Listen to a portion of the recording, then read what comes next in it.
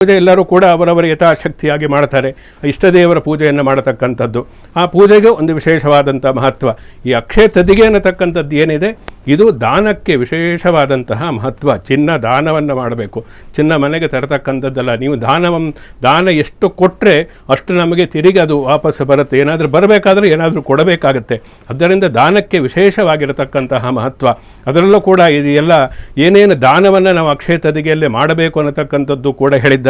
ಅದರಲ್ಲಿ ಸುವರ್ಣದಾನ, ಚಿನ್ನದ ದಾನವೂ ಕೂಡ ಬರುತ್ತೆ. ಹಿರಣ್ಯ ಗರ್ಭಸ್ಥಂ ಹೇಮಬೀಜಂ ವಿಭಾವಸೋ ಅನಂತ ಪುಣ್ಯ ಫಲದಂ. ಚಿನ್ನ ದಾನವನ್ನು ನಾವು ಮಾಡಿದರೆ, ಲೋಹದ ದಾನವನ್ನು ಮಾಡಿದರೆ, ಉದಕುಂಭ ದಾನವನ್ನು, ಈ ಬೇಸಿಗೆ ಕಾಲ ಎಲ್ಲ ಕಡೆ ಬಿಸಿಲು ಸುಡ್ತಾ ಇರುತ್ತೆ.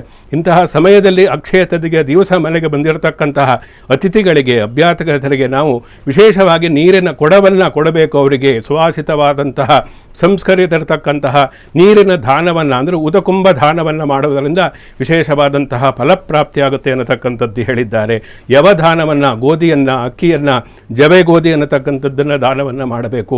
ಪಾದರಕ್ಷೆ, ಬಿಸಿಲಲ್ಲಿ ಕಾಲು ಸುಡ್ತಾ ಇರುತ್ತೆ, ಇಲ್ಲದೇ ಇರತಕ್ಕಂಥವರಿಗೆ ಪಾದರಕ್ಷೆ ದಾನವನ್ನು ಮಾಡಿದರೆ ವಿಶೇಷವಾದಂತಹ ಫಲಪ್ರಾಪ್ತಿಯಾಗುತ್ತೆ.